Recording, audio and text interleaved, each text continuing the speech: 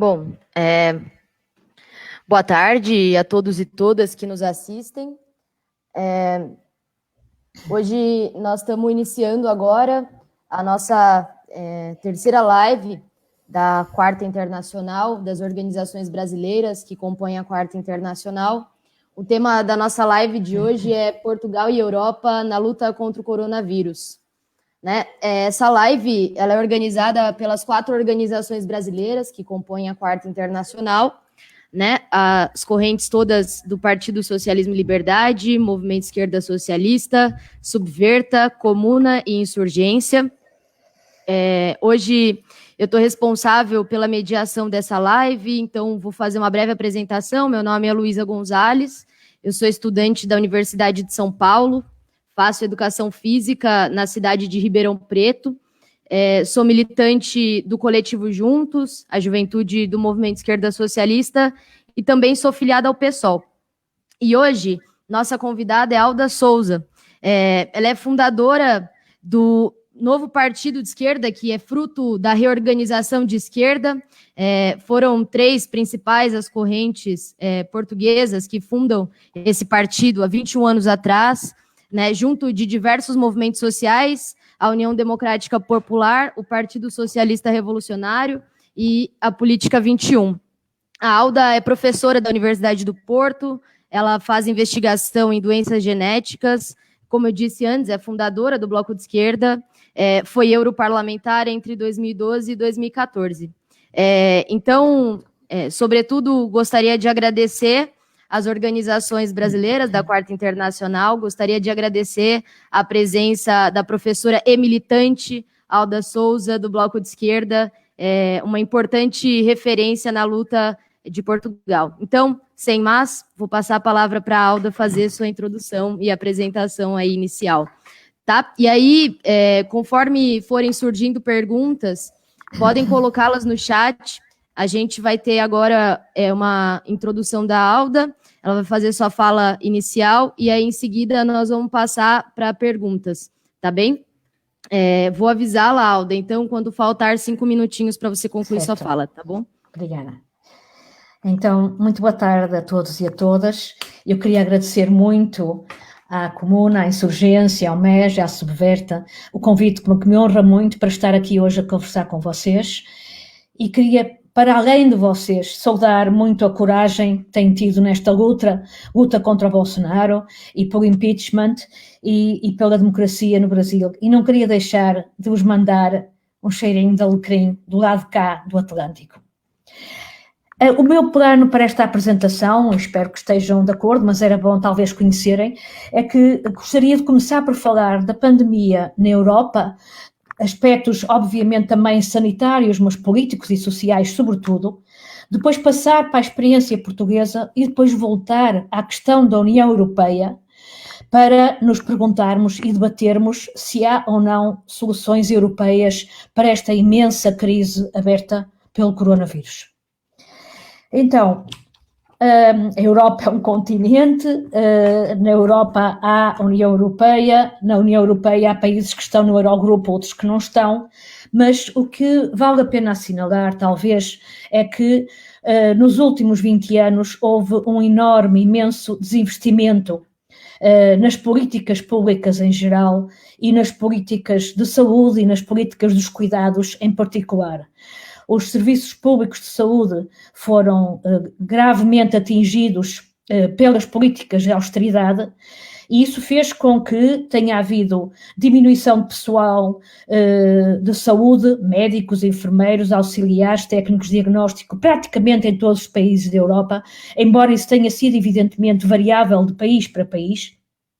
Uma diminuição muito drástica por exemplo, do número de camas de hospitais, do número de ventiladores, ou se quiserem, de camas em unidades de cuidados intensivos, que foram muito, muito afetadas por estas políticas de austeridade, muitíssimo afetadas também. ao mesmo tempo que houve cortes no pessoal e houve uma precarização crescente das relações laborais nos hospitais e uma privatização crescente do setor da saúde, com muitas vezes o público a pagar, evidentemente, aos privados para fazerem aquilo que o público deveria poder fazer. E foi esta a situação em que fomos apanhados todos, na altura em que o coronavírus começou a espalhar-se por Europa. É evidente que as realidades são diferentes de país para país. Eu queria só sublinhar 2 ou 3 aspectos. Um é um indicador que eu acho que é muito trágico, que é que mais de metade dos mortos na Europa por esta pandemia eram idosos que estavam em lares, em instituições que acolhem os idosos. Ou seja, também aqui o desinvestimento no público foi enorme e muitas vezes os idosos, os mais velhos, os velhos, foram despejados em lares que não tinham condições e que não tinham pessoal de apoio suficiente. E foi, digamos, um rastilho imenso que se incendiou na propagação do coronavírus. Por outro lado, eu queria sublinhar 2 aspectos diferentes. É evidente que mesmo quem quisesse começar por ter medidas de apoio e de contenção fortes, já tinha serviços públicos e serviços de saúde muito deficitários, muito deficitários em termos das suas possibilidades. Mas, pior que isso, houve também alguns governos que apostaram na chamada imunidade de grupo. Estou-me a lembrar do Reino Unido, que é cuja situação é absolutamente catastrófica, e estou-me a lembrar da Suécia, que é um país que tem um país rico, um país nórdico que teve um fortíssimo Serviço Nacional de Saúde, e que ainda tem, mas aí o problema não foi tanto o Serviço Nacional de Saúde, foram as opções políticas e sanitárias de achar que a imunidade do grupo seria adquirida e que não haveria necessidade de políticas de confinamento. Isto para vos dizer que na última semana a Suécia teve a maior taxa de mortalidade per capita de toda a Europa e, enfim, compatível com alguns outros países mais afetados. Portanto, isto foi verdadeiramente criminoso e expôs desnecessariamente as pessoas, evidentemente, os mais vulneráveis, os idosos, os doentes crónicos, etc. Bom, eu queria falar-vos agora de Portugal, porque creio que não só a experiência que eu conheço melhor, e porque aqui vivo, porque milito aqui, porque penso que há aspectos de facto muito interessantes que valem a pena ser partilhados. Portugal, apesar dos anos da Troika e apesar da austeridade, continua a ter um dos melhores serviços nacionais de saúde do mundo, diria. O Serviço Nacional de Saúde é universal. Qualquer pessoa que esteja em Portugal, que vive em Portugal ou que esteja de passagem pode ter acesso ao Serviço Nacional de Saúde e ele é tendencialmente gratuito. Enfim, há algumas taxas que, em algumas circunstâncias, são pagas e nós somos contra isso, evidentemente, o Bloco de Esquerda é contra isso, mas é um Serviço Nacional de Saúde que, apesar de muitos cortes em pessoal, continua a ser forte e demonstrou nesta pandemia. Vale a pena dizer que os privados, quando a pandemia começou, não foram capazes de maneira nenhuma de dar resposta, a não ser eventualmente do ponto de vista laboratorial para confirmações de diagnóstico, e sacudiram a água do capote porque não tinham proposta concreta, não tinham capacidade, porque estão demasiado dependentes dos seguros de saúde e de outras coisas, e foi evidentemente o Serviço Nacional de Saúde que levou a cabo a luta contra a pandemia do ponto de vista da saúde pública e da prevenção e do tratamento dos casos.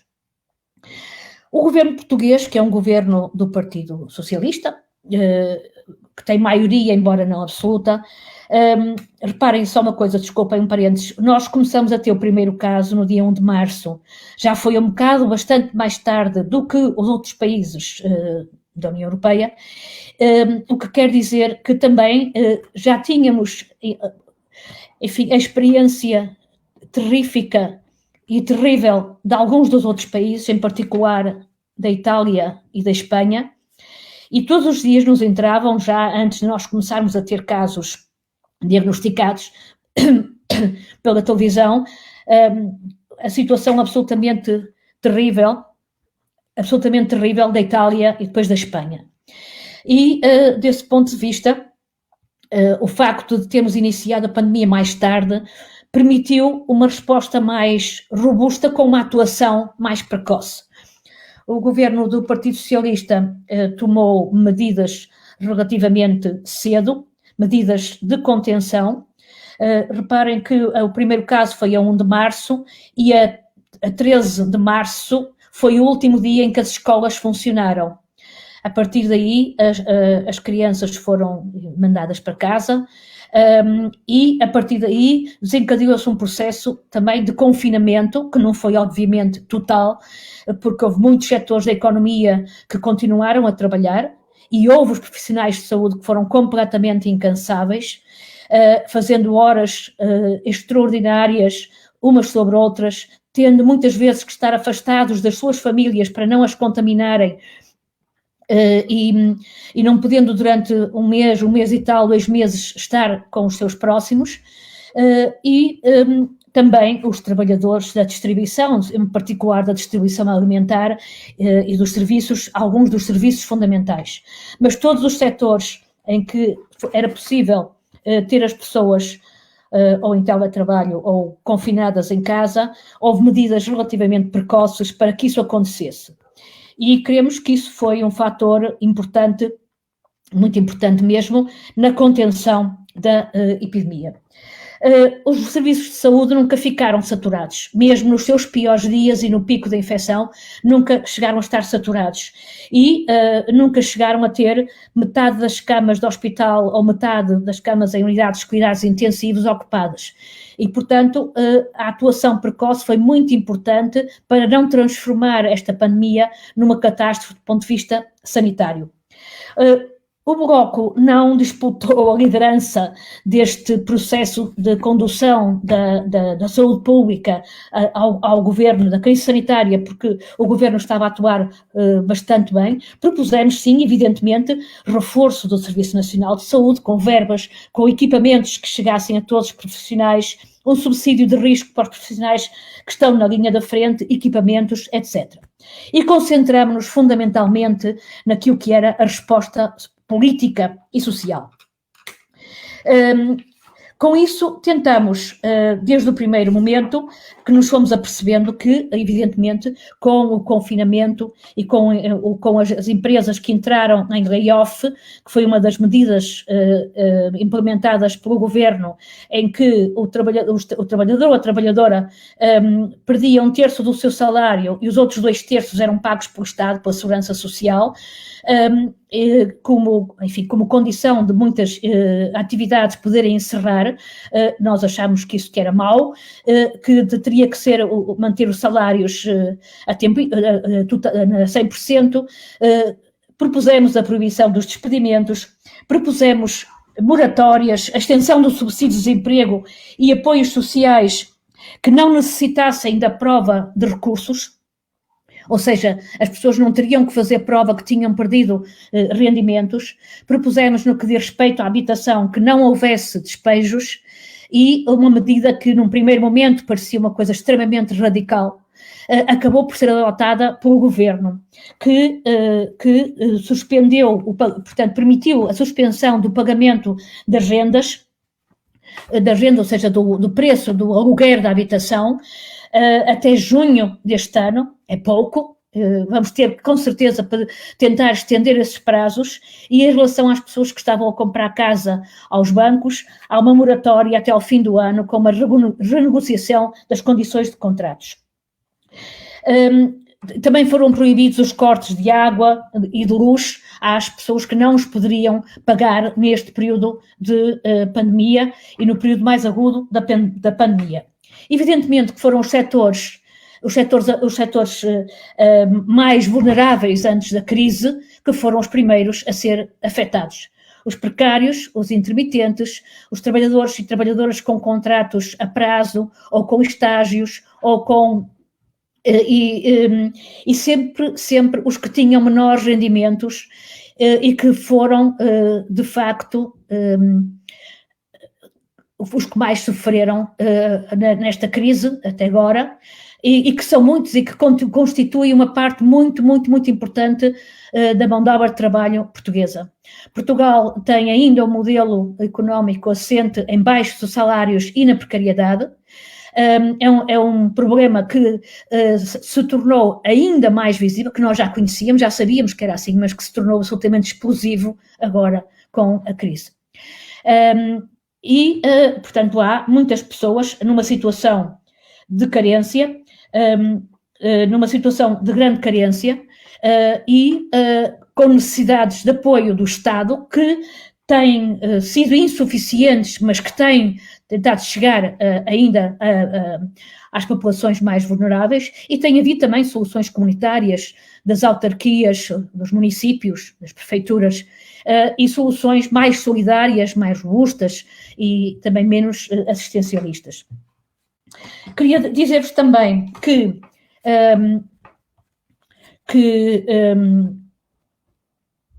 o Bloco tem estado muito presente na proposta de soluções, não só soluções imediatas, mas da discussão de soluções a mais longo prazo. Nós organizamos uma grande conferência online que se chama Vencer a Crise. No site do esquerda.net poderão ver essa enorme conferência que durou vários dias e que juntou 90 especialistas dos assuntos mais variados, do trabalho, da economia, da segurança social, da saúde, da cultura e de outros, porque nós queremos pensar de uma forma aberta com outras pessoas de esquerda na sociedade portuguesa. Por outro lado, temos uma experiência muito rica de Lisboa, onde nós temos na autarquia de Lisboa, na prefeitura de Lisboa, temos um vereador, mas temos vereadores noutros sítios, vereadores ou vereadoras, mas em Lisboa temos um vereador que é responsável pelo pelouro do serviço social, do apoio social, e que tem tido um trabalho absolutamente extraordinário na concretização da solidariedade, não só no que diz respeito, por exemplo, à distribuição de alimentos.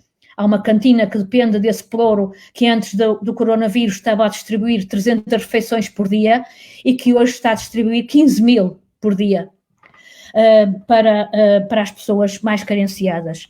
E o nosso vereador Manel Grilo teve também, com uma grande equipa, um trabalho notável no facto de procurar tirar as pessoas sem teto na rua e criar condições, não só transitórias, mas a mais longo prazo, de realojamento dessas pessoas, mas de uma forma que tem sido feita com a participação não só de técnicos, mas das próprias pessoas envolvidas, ou seja, não é um mero processo assistencialista, se bem que numa altura de emergência total, emergência,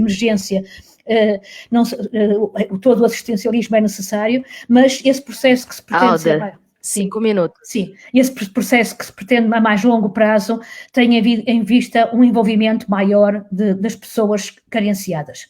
Bom, eu tenho muita coisa a dizer e sei que vai haver muitas perguntas e que depois queria só passar agora para as questões europeias, porque com certeza que vocês terão todos e toda a curiosidade, que é como é que a União Europeia estará a responder como um conjunto? Será que os países com mais dificuldades poderão ter ajudas vindas da estrutura da União Europeia, dos vários mecanismos? Bom, a minha resposta é de um grande ceticismo em relação a isto.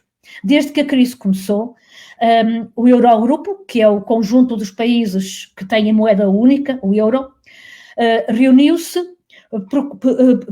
propôs um fundo de recuperação, mas no início não lhe deu nenhum conteúdo prático concreto, mas o que se sabia era que as regras seriam as regras do Mecanismo Europeu de Estabilidade. E o Mecanismo Europeu de Estabilidade significa empréstimo aos países, e empréstimo que se vai pagar mais tarde com juros, ou seja, com juros altos, ou seja, aumentar a austeridade.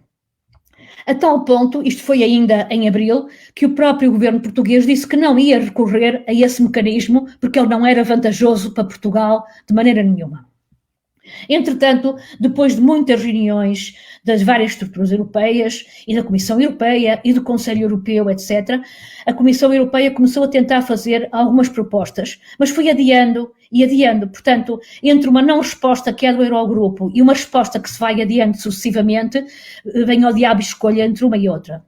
Esta semana, a França gostava de vos dizer que o Bloco fez uma proposta concreta, muito importante, já em março, não foi à espera agora de sequer do agravar da crise, que foi a proposta de um fundo de recuperação, sim, como falava o Eurogrupo, mas o nome era a única coisa em comum. O Bloco propôs um fundo de 1,5 mil milhões de euros, mas que não representaria austeridade, não representariam empréstimos, seria, eu não quero agora entrar nos pormenores técnicos todos, mas seria uma forma de fazer um apoio direto aos países. Ou seja, o Banco Central Europeu está proibido pelos tratados europeus de emprestar dinheiro diretamente aos países, de emprestar ou de... E este fundo não seria um fundo com empréstimos, mas seria um fundo que passaria por apoios com um juro muito baixo e com maturidades muito, muito longas. Ou seja, permitiria aos países recuperar. Claro que esse projeto teria que ter a ver também com as políticas de coesão e com as necessidades diferenciadas dos vários países europeus, mas não significaria de maneira nenhuma uma austeridade nem a curto nem a médio prazo, porque provavelmente esse dinheiro que fosse de financiamento desse fundo de recuperação que viesse para os países, ao ter maturidades muito grandes, elas seriam, digamos, esbatidas ao longo do tempo.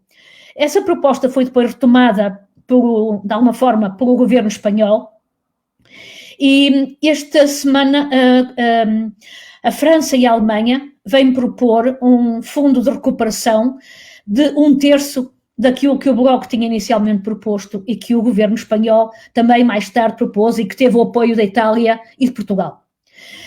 Até agora continua a ser ainda muito nebuloso o que é que vai constar esse fundo de recuperação, sendo que alguns dos países nórdicos e não só já disseram que só aceitam empréstimos aos países, não aceitam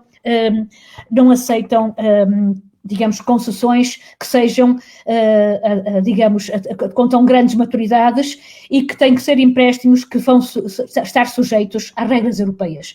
Bom, há aqui muito a discutir, nós podemos perguntar, e a minha resposta é que dificilmente a União Europeia poderá ser uma solução para a crise que já está aí e que se vai agravar brutalmente nos próximos 6 meses, ano e meio, 2 anos, vai ser uma crise como nunca a conhecemos, e a União Europeia está, de facto, em risco de desagregação, porque não é capaz de ter políticas solidárias. Bom, eu ficaria por aqui nesta primeira intervenção, tenho a sensação que já ultrapassei o meu tempo e portanto, agora estou evidentemente disponível para as perguntas, para o que quiserem. Perfeito, Alda. Muito obrigada pela sua fala.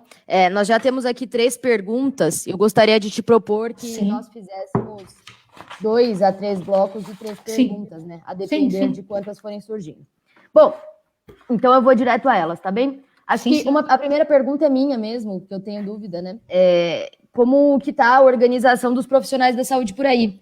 Aqui no Brasil a gente já vê alguns sintomas de luta, né? Tem movimento no Rio de Janeiro, em Portugal surgem, no Hospital Universitário da USP de São Paulo também tiveram, né? Todos seguindo as recomendações da OMS. Gostaria de saber como que está se dando, e se está se dando isso em Portugal.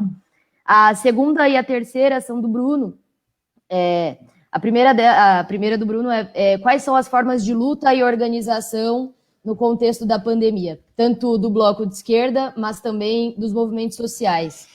E a segunda e terceira pergunta do bloco como você vê recentemente as propostas de medida de flexibilização do isolamento social, né? e quais são as tendências aí na realidade concreta. É isso, são essas 3 perguntas, abro para as tuas 3 respostas. Ok, obrigada pelas vossas perguntas. Em relação à primeira, da organização dos profissionais de saúde, bom, os profissionais de saúde já estavam organizados e não houve, como teve que haver no Brasil e noutros sítios, uma dissonância entre o governo e os profissionais de saúde sobre a forma de combate à epidemia. Creio que o governo ouviu com muita seriedade e as opiniões dos profissionais de saúde e procurou enquadrar as respostas à pandemia naquilo que era também algumas das propostas dos profissionais de saúde. É evidente que nunca ninguém pode estar completamente de acordo e nestas matérias há sempre divergências até no tempo, porque como é evidente, esta epidemia é completamente nova e no início dizia-se, por exemplo, que as máscaras eram importantes apenas para os profissionais de saúde ou para quem estivesse infectado já. Bom, mas hoje as máscaras estão a ser utilizadas pela população no seu conjunto já quando sai à rua. E, portanto, há aqui timings diferentes para as pessoas se aperceberem e terem uma ideia da realidade concreta e o que é que vale a pena fazer ou não em cada momento. Os profissionais de saúde têm sido, como eu disse, incansáveis, absolutamente incansáveis, e não tiraram férias, nem irão certamente tirar tão cedo, e veremos. Eu gostava também de vos dizer uma coisa que eu acho que é importante, é que cerca de 80%, pelo menos, isto foi variável ao longo do tempo, dos pacientes com Covid-19 foram seguidos em casa pelos médicos de família, pelos clínicos gerais, pelos médicos de família, médicos e médicas de família. Portanto, a percentagem de doentes que teve que ser internada e aquelas que tiveram a gravidade para ir para os cuidados intensivos foi relativamente pequena nesta fase. É evidente que as medidas de contenção ajudaram a que o sistema não se desmoronasse, porque se toda a gente tivesse havido muito mais gente afetada ao mesmo tempo, corríamos o sério risco de um colapso completo dos profissionais de saúde. Eu creio que não consegui responder à tua pergunta, mas, de facto, os profissionais de saúde têm sido extraordinários, mas não há exatamente uma necessidade de uma organização específica neste momento. Eles têm contribuído para a discussão também sobre o que será o futuro do Serviço Nacional de Saúde e sobre a necessidade de investimento. E eu creio que uma das coisas muito, muito importantes que foram ganhas neste processo é que eu creio que praticamente ninguém na população, a não ser os setores militantes da direita, é que põe em causa, e mesmo esses, há muitos que não põem, ou não põem neste momento, em causa a necessidade de um Serviço Nacional de Saúde Público. Foi uma grande batalha que foi ganha desse ponto de vista. Os privados tiveram uma atitude absolutamente terrível e ninguém vai sair a terreno a defender o papel dos privados na sociedade. Bom, o Bruno pergunta agora quais foram as formas de luta dos movimentos sociais e como é que nós vemos a flexibilização do isolamento social. Eu se calhar vou começar por esta segunda. As medidas de flexibilização começaram já, digamos, a partir do dia 4 de maio, foi o dia em que passámos do estado de emergência para o estado de calamidade, em que ainda estamos. E, portanto, foram feitos pequenos passos, mas evidentemente que a situação ainda está muito longe de ter voltado. Eu não vou dizer o normal, porque além do mais detesto essa palavra, mas de ter voltado àquilo que era antes. Mas foi havendo alguma flexibilização das medidas de isolamento social. Curiosamente, as creches abriram esta semana, mas ainda há relativamente poucas crianças que vão para a creche, ainda há muitos pais que estão em casa com as creches, com as crianças por receio, creio eu. Os alunos do secundário, aqueles que têm que fazer exames finais, já voltaram à escola com medidas de sanitárias especiais, ou seja, grande distanciamento físico, grande desinfecção das salas de aula, máscaras, etc. E com grande afastamento das aulas, até às vezes a funcionar em turnos. Os restaurantes também abriram, mas ainda e os cafés têm uma frequência ainda relativamente pequena. Bom, desse ponto de vista, nós vamos ter que ir vendo como é que a epidemia vai evoluir. Aparentemente, estas 2 semanas de flexibilização não se traduziram, pelo menos até agora, em nenhum aumento grande da epidemia, que parece relativamente controlada quando se pensa nos indicadores, enfim, no R, no célebre R que continua inferior a 1, ou seja, cada indivíduo infectado infecta em média menos de uma pessoa, em média, e também com os indicadores importantes que são os das camas e dos cuidados intensivos.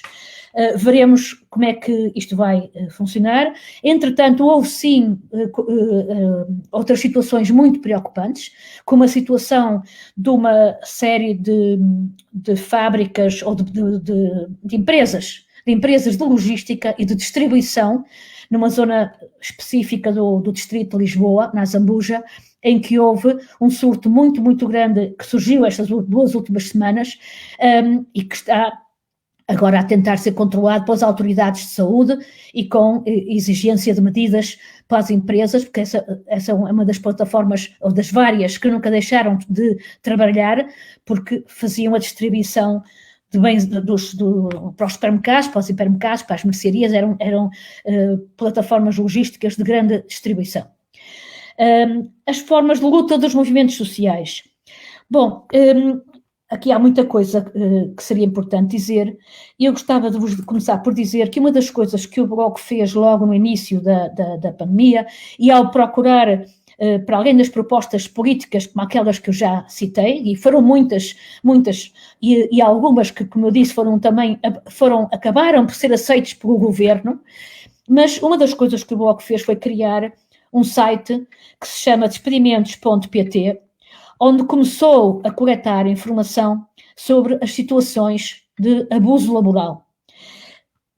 E começamos a mapear as situações de abuso que havia no país, começamos a receber imensas denúncias, evidentemente, dos trabalhadores precários, dos trabalhadores intermitentes, dos trabalhadores com contrato a prazo, que foram os primeiros a serem despedidos, inclusivamente em algumas empresas, como a Galp, que é uma empresa de petróleo, de energia, que teve lucros absolutamente fabulosos, está a distribuir dividendos para os acionistas e que despediu uma quantidade inenarrável de precários.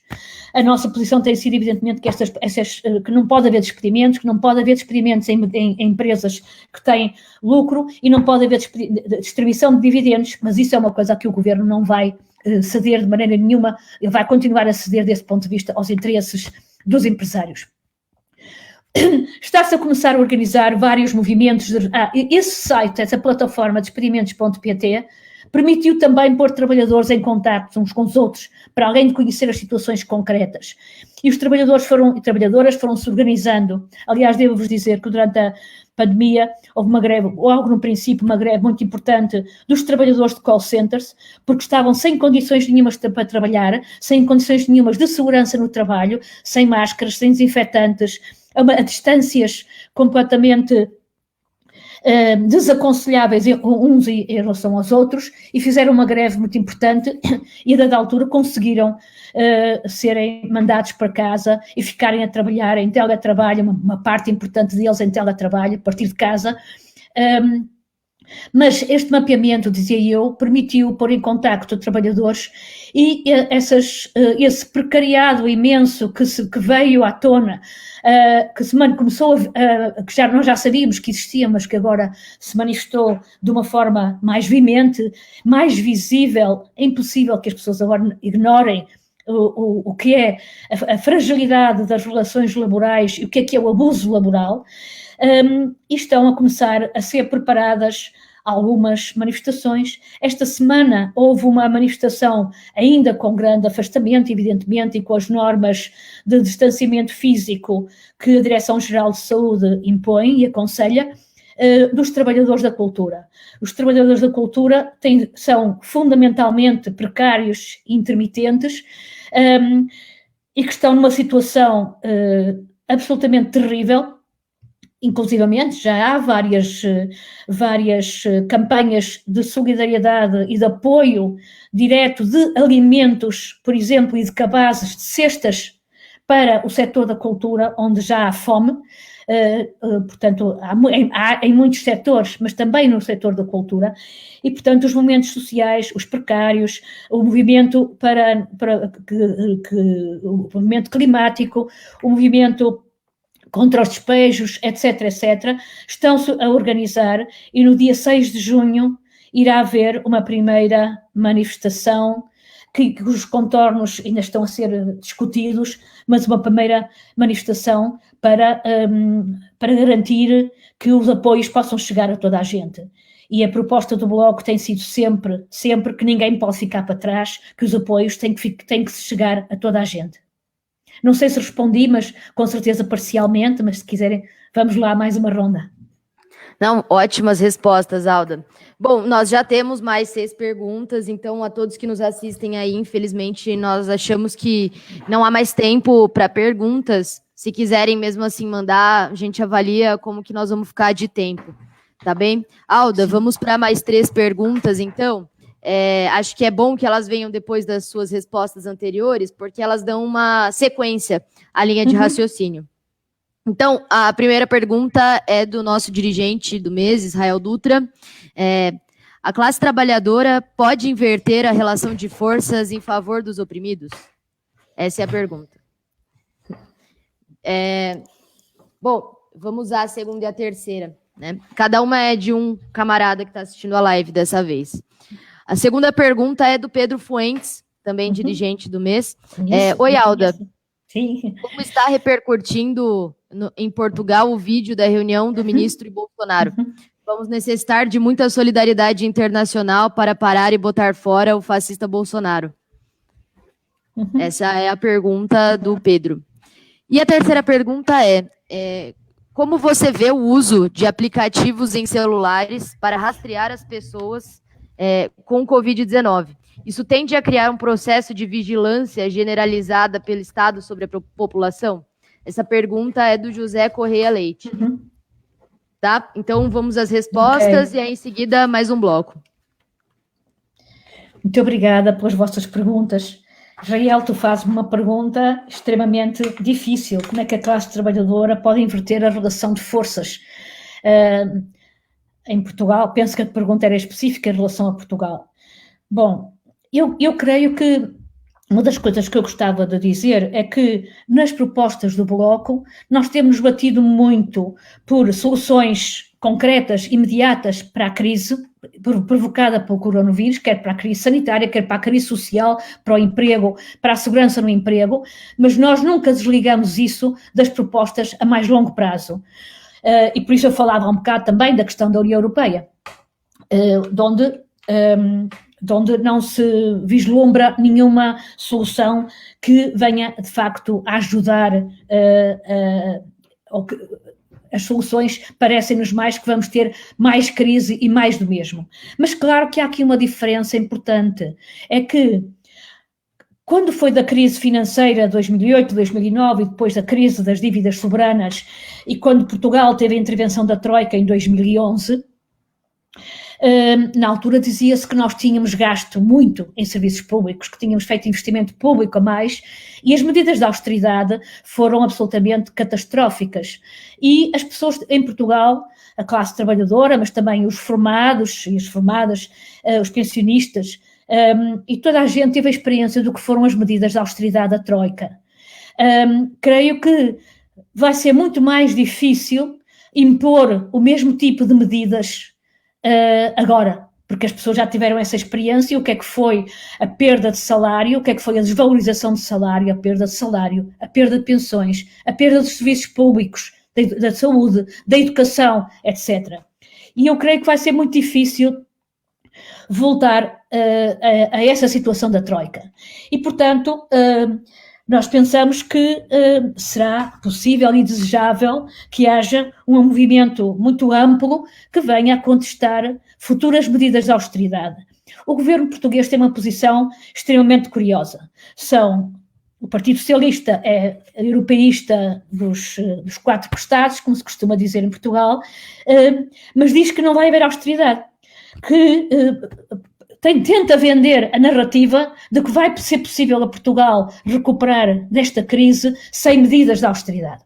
Bom, nós também esperamos que não haja medidas de austeridade, mas duvidamos muito como é que o Partido Socialista vai, na Europa, conseguir apoiar medidas que não se traduzam em medidas de austeridade. É evidente que poderá vir a haver alguma união dos países do sul da Europa, da Itália, da Espanha, de Portugal, que foram muito afetados, nos anos das troicas e nos anos da austeridade. Foram eles que taparam os buracos da finança europeia, e poderá, não sei se sim ou não, vir a haver alguma capacidade de oposição e de negociação.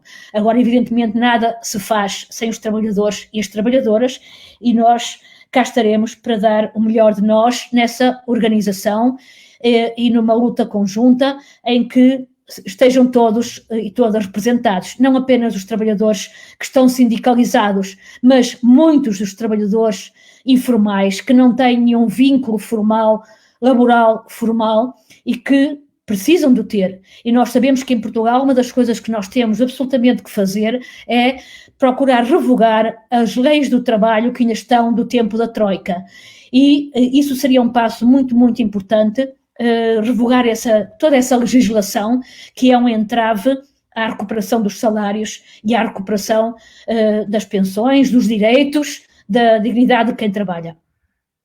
Finalmente, a pergunta do Pedro, nós estamos a acompanhar, sim, Pedro, e o vídeo também aqui tem sido viral nas redes sociais, e evidentemente nós já há muitas manifestações de solidariedade com o Brasil e de repúdio ao Bolsonaro nas redes sociais, mas vai ser preciso reforçar. E nós estamos muito solidários com vocês todos e todas, com todo o campo progressista do Brasil, que está enfrentando esta luta tão difícil, e nós vamos continuar nessa luta. Não é a pandemia que nos vai parar. Já no passado tentamos fazer algumas iniciativas solidárias e creio que iremos continuar a fazê-lo, não apenas o Bloco, mas muito mais gente de Portugal que, de facto, não se revê nessa governação e que considera que o Bolsonaro está, de facto, a ser um criminoso e que deve ser afastado. Nós estaremos, certamente, nessa luta com vocês.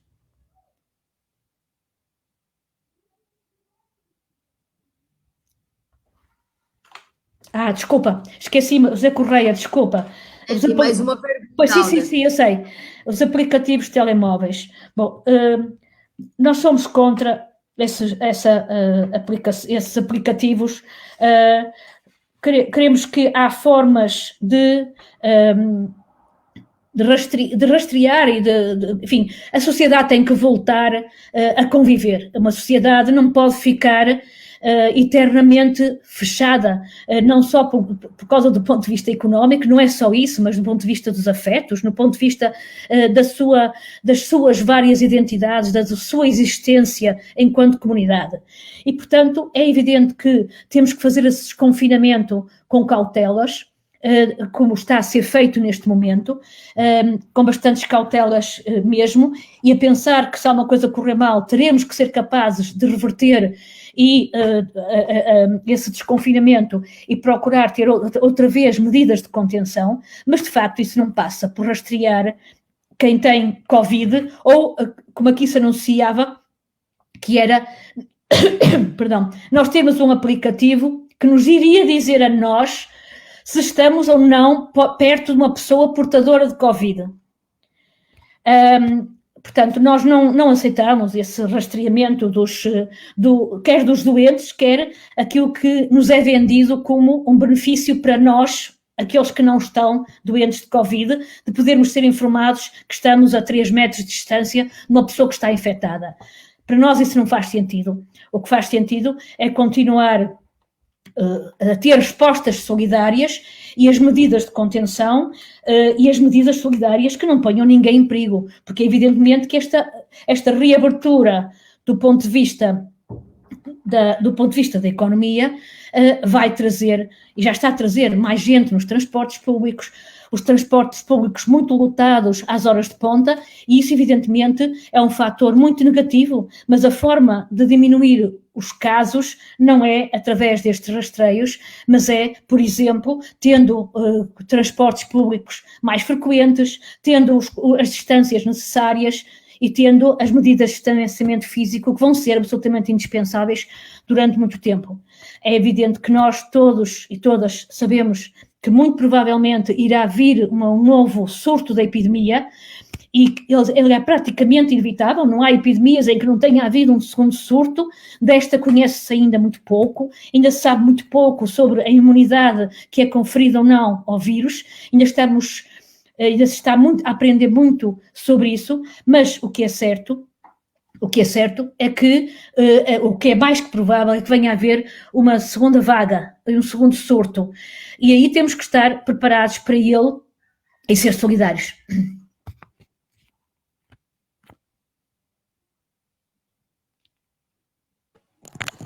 Boa, obrigada pelas respostas, Alda. Nós temos o último bloco, são 3 perguntas, né? São 3 longas perguntas. Então, vamos lá. A primeira pergunta é do José Anésio.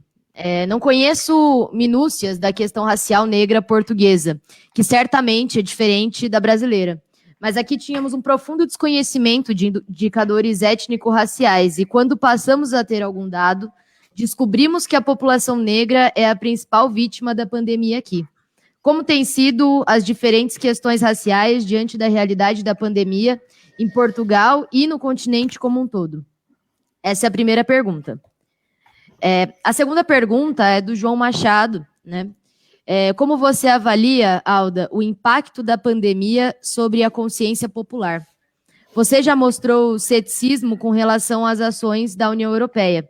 Não há indignação popular contra essa incapacidade da União Europeia? Essa é a pergunta. A terceira é da Tárzia Medeiros. Houve um aumento dos casos de feminicídio e violência contra as mulheres durante a pandemia no mundo inteiro, com a constatação de que a casa nem sempre é o lugar mais seguro para a saúde e a vida de todas as pessoas de forma igualitária. Isso ocorreu também em Portugal? Quais medidas você acha que foram tomadas para evitar e combater essa violência específica? Essas são as 3 perguntas. Nós encerramos as perguntas, tá bem? Então vamos às suas respostas. Muito obrigada pelas perguntas, mais uma vez. Se calhar começava pela pergunta da Tárzia. Olá, Tárzia. Sobre a violência doméstica. Sim, eu creio que em todo o mundo se demonstrou mais uma vez que a casa não é um lugar seguro e que o confinamento despertou em muitas circunstâncias um aumento muito grande da violência doméstica. Em Portugal continuam a ser divulgadas várias linhas de apoio às vítimas de violência doméstica, e eu não conheço, ainda hoje falava com algumas pessoas nesse sentido, não conheço ainda números publicados que deem conta, possam compilar, digamos, se houve ou não um aumento, de facto, da violência doméstica e em que termos. Por outra, suspeitamos que sim, toda a gente imagina que sim, mas quantificar e ter uma ideia mais clara desses números não temos ainda em Portugal, embora saibamos que isso tem sido, portanto, que é quase impossível não ter havido um aumento de violência, mas também que as várias organizações feministas e também as organizações governamentais estiveram atentos a isso, em termos de procurar que essas situações fossem sinalizadas. Aliás, durante o estado de emergência, um dos motivos pelos quais as pessoas podiam sair de casa era se houvesse violência doméstica e se alguém fosse socorrer alguém que fosse vítima de violência doméstica e levá-la para um lugar mais seguro. Portanto, as próprias autoridades tinham, em relação a isso, têm tido alguma percepção dessa importância. Mas, como eu disse, não consigo, não há ainda dados de quantificação e de análise desse fenómeno. Em relação ao José Anésio, sim, na Europa em geral, as populações imigrantes têm sido daquelas que têm sido mais vulneráveis também à Covid-19. No Reino Unido, por exemplo, isso é absolutamente visível, e que essa política de não acesso dos imigrantes ao Serviço Nacional de Saúde britânico, ou essa dificuldade de acesso, sobretudo se os imigrantes não estiverem legalizados, tem sido absolutamente desastrosa.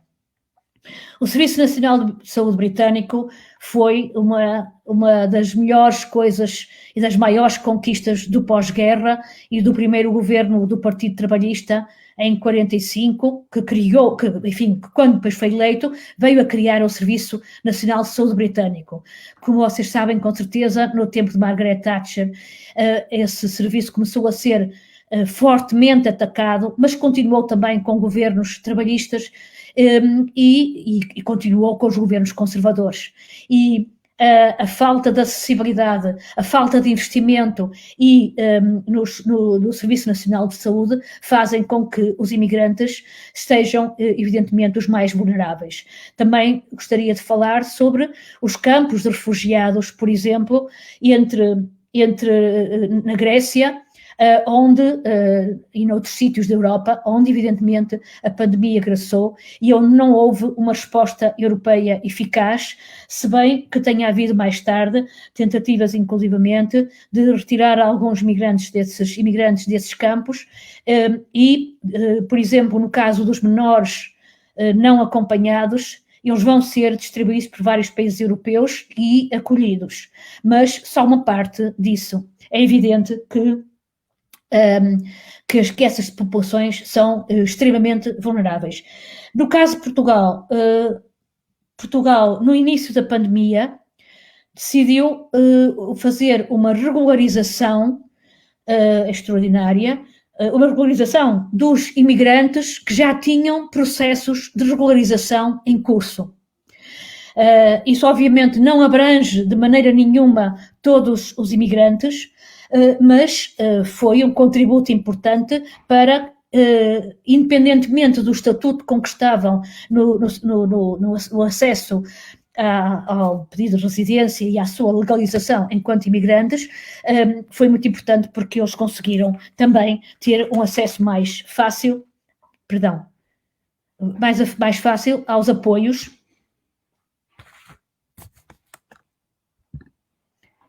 Tudo certo, pode continuar, Alda. Okay. Aos apoios e ao Serviço Nacional de Saúde. No entanto, ainda há algumas semanas, houve um foco grande de infecção em Lisboa, em hostels, onde estavam imigrantes que eram pessoas que pediam asilo, requerentes de asilo, e em vários desses hostels de Lisboa, onde eles estavam em condições absolutamente desumanas, houve um surto de Covid. Depois as autoridades de saúde tiveram que intervir, foram levados para sítios onde puderam estar em quartos separados e a ser tratados, mas evidentemente que essas populações são a população imigrante e a população que de alguma forma não está legal. São populações muito vulneráveis. À pergunta do João Machado sobre a consciência popular em relação à União Europeia e se não há uma indignação popular, ainda não há uma indignação popular. Ainda não há. Poderá vir a haver, veremos no futuro, embora tenha havido mais consciência, muito mais. Deixem-me só fazer aqui um parênteses, João. Já agora eu creio que a gente até já discutiu pessoalmente esta questão, algumas vezes que nos encontramos. A adesão de Portugal à União Europeia em 1986 foi vista com muito bons olhos pelo conjunto da população, não estou a falar só do patronato ou dos dirigentes políticos, mas sim também por conjunto da população, pelos trabalhadores, pelas trabalhadoras, uma adesão muito significativa, uma atitude de adesão muito significativa. Porquê?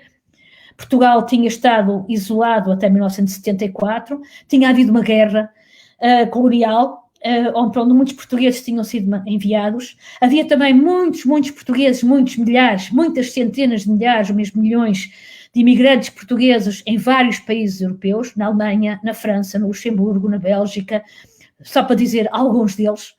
E o facto de Portugal aderir à União Europeia era visto por uma grande parte da população como uma espécie de promoção, depois de tantos anos de isolamento, tantos anos de ditadura, mas os anos da Troika vieram em grande parte desfazer esse mito da União Europeia como uma entidade em que, da qual se possa esperar solidariedade.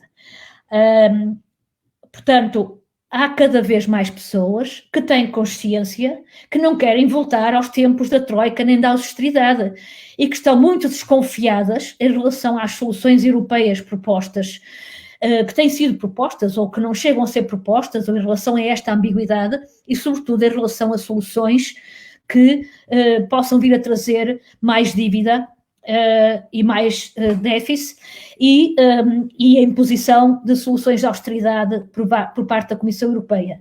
Esta situação europeia é tão ridícula, que a Comissão Europeia, depois de ter sido um dos pilares da Troika e de durante muitos anos ter sido uma das entidades que fomentou a austeridade em Portugal e que continua com os seus vários mecanismos, como o semestre europeu, a exigir medidas, veio agora há uma semana dizer que Portugal tem investido pouco nos serviços de saúde e que deveria investir mais no futuro.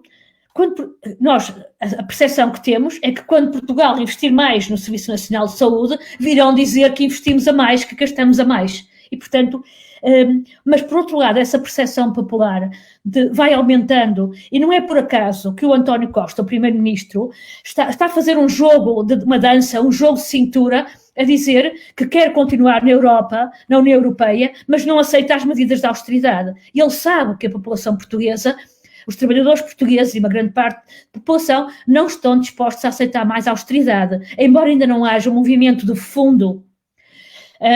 Mas nós pensamos que isto tudo pode vir a mudar nos próximos tempos.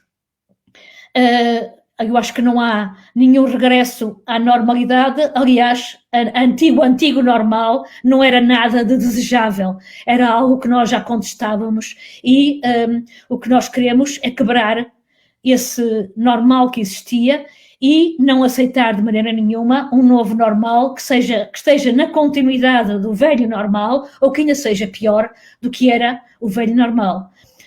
Nós, por isso mesmo, nós temos estado muito empenhados em pensar soluções a mais longo prazo, soluções da estruturação da economia que tenham também a ver e que integrem também a necessidade da emergência climática, e que integrem a defesa dos serviços públicos, que integrem a defesa dos direitos laborais, e tudo isso para nós é um contínuo entre aquilo que nós propomos agora de medidas de urgência para a crise e aquilo que nós queremos implementar de futuro, e aquilo pelo qual nos batemos, e que não será certamente uma União Europeia punitiva como esta que tem existido até agora, e que as pessoas conheceram, que os trabalhadores portugueses conheceram na pele o quão punitiva esta União Europeia pode conseguir ser. Muito obrigada, Alda, pelas suas respostas. Acho muito importante, valorizo muito o esforço e esse debruçamento dos partidos revolucionários por todo o mundo de refletir e formular sobre o mundo pós-pandêmico, né? Então, bom, acho que nós estamos chegando ao fim da nossa live. Queria agradecer a camarada Alda pela disposição e abrir para 3 minutos finais para suas últimas considerações. Pode ser? para a gente ir encerrando aqui o espaço.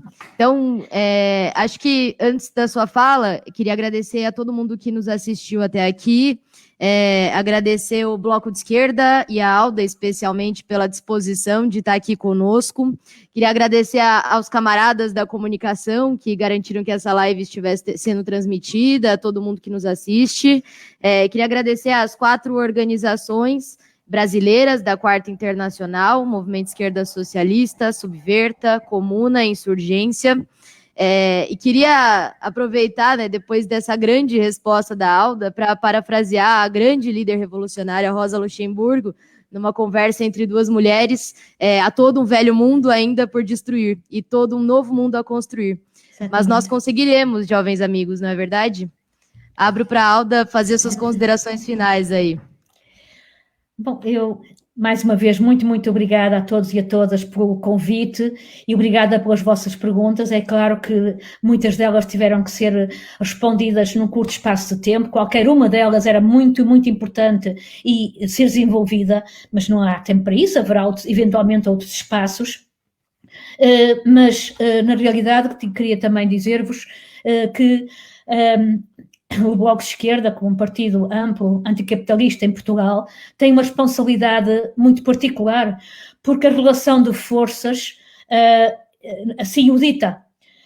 Ou seja, o Bloco tem 10%, expressa 10% dos votos dos portugueses e das portuguesas, não é uma força ainda minoritária, mas não é uma força insignificante na sociedade portuguesa, e nós queremos ampliar esta força, não apenas a do Bloco, mas sobretudo a força social e política.